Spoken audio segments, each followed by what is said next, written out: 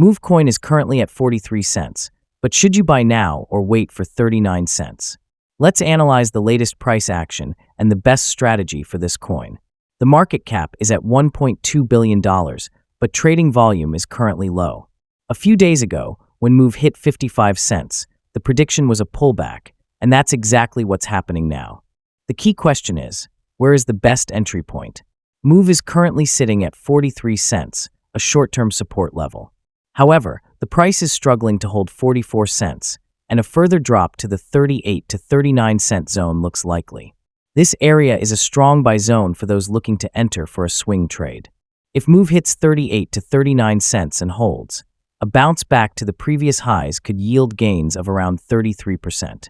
To manage risk, placing stop losses below 35 cents can help protect against further downside. For those already holding, patience is key. The market is moving in a choppy range, but as long as the key support levels hold, the upside potential remains strong. That's the latest Move coin update. Always do your own research before trading. Like this video if you found it helpful, subscribe for more updates, and turn on notifications so you don't miss the next one. See you in the next video.